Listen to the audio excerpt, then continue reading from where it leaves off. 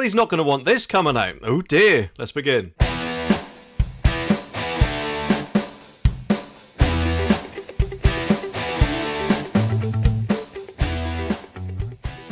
Now, of course, let's face it, ever since Keir Starmer won the election, he's seemed to be doing his very best to make sure he doesn't win it again, especially considering the, shall we say, 1984 policies that he actually wants to bring out, along with a few other things like giving a load of our money to overseas climate emergencies when we are the ones who are in desperately need of it at the moment. But apart from that, he's obviously won the biggest Labour landslide, as he'd more than likely say, for quite a while, and therefore has been grinning like the Cheshire Cat ever since, hasn't he?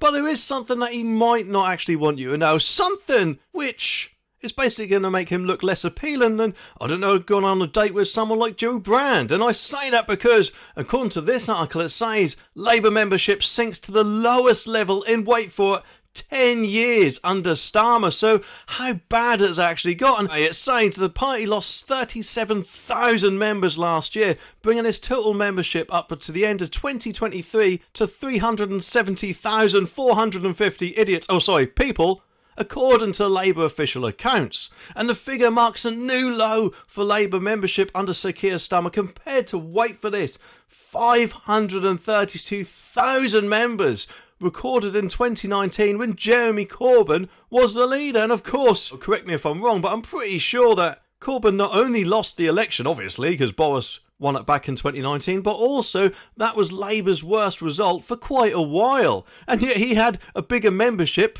than what Keir Starmer had. It's just absolutely crazy, isn't it? Bearing in mind, of course, though, that Labour got a huge majority when, let's face it, only 20% of the country actually voted him in. Because there was, unfortunately for Keir, quite a low turnout, because let's face it, no one really wanted Rishi, did they, eh? Well, it seems that way anyway. But it says that the latest figures represent the lowest number of members supporting the party since 2014, so that's 10 years, when Labour introduced the one-person, one-vote system that gave members and MPs equal sway in the leadership contests, and members doubled the following year to 388,000.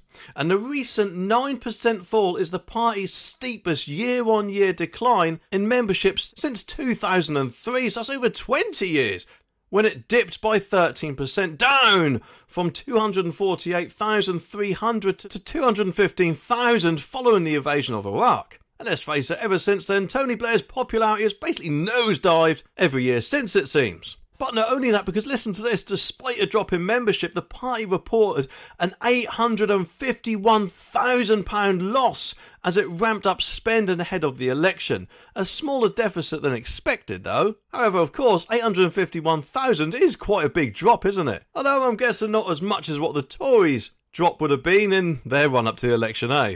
The party, it says, had originally been forecast to lose 2.5 million throughout 2023. So hang on a minute, this doesn't make sense, does it? If they're forecasting their party is going to lose £2.5 million, and they've seen their membership take a steep nosedive ever since Keir Starmer took over, then why were they still keeping him as the leader? It just doesn't make any sense at all. Probably more than likely because they looked at the polls and thought, well, even with Keir Starmer, they're going to be able to beat Rishi anyway. But it just makes me wonder, could it be that they just kept him on to get him through the election, and therefore Sir Keir Starmer himself might soon be in a bit of Boris Johnson trouble of his own, shall we say? Especially if figures and donations and whatever else keep taking a nosedive with any stupid policies that he may bring in the future, especially, of course, with Rachel Reeves' budget announcement coming up in early October. And yes, while a lot of people will say, well, hang on a minute, that's Rachel Reeves. But at the end of the day, Keir Starmer is unfortunately our Prime Minister, and therefore the buck stops with him, doesn't it? Because surely he'll be giving it all a final okay before he inflicts it on all of us.